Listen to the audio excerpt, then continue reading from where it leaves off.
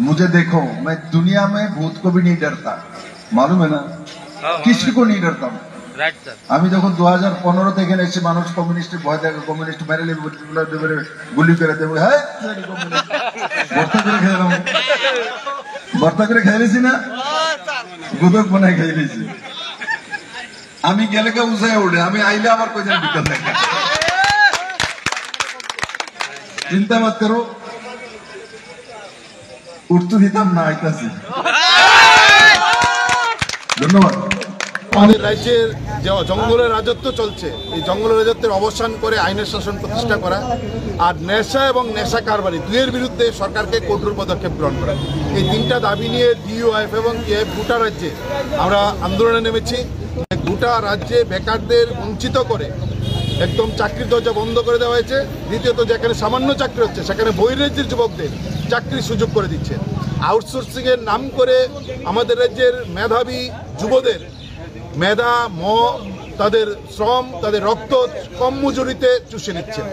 আর তার সঙ্গে হচ্ছেন 50,000-এর উপর শূন্যপদ পড়ে আছে, সরকার নিয়োগ করছেন না। টিআরবিটি পরীক্ষা নিচ্ছেন না, পরীক্ষা নিলে ফলাফল দেয় না, ফলাফল দিলে সরকার নিয়োগ করেন না।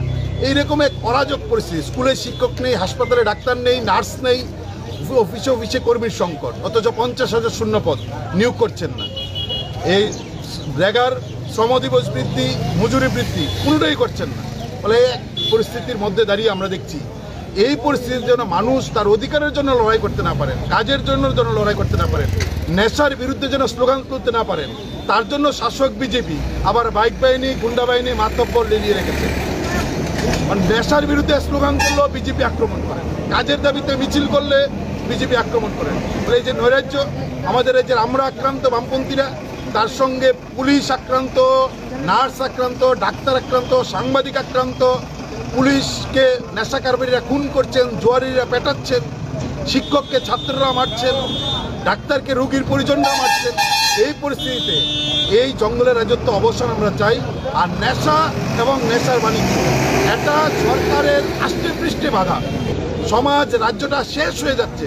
গোটা দেশের মধ্যে ত্রিপুরা এখন নেশার রাজধানীতে পরিণত হয়েছে। এই নেশার বিরুদ্ধে কঠোর ব্যবস্থা সরকারকে গ্রহণ করা, এই দাবিগুলো আমরা মনে করেছি। বধিরকে শোনার জন্য উচ্চ কণ্ঠের প্রয়োজন। এই বধিরের কানে আমাদের শব্দ পৌঁছানোর জন্য আমরা এই ধরনের নানা কর্মসূচি নিয়ে আমরা রাস্তায় নেমেছি।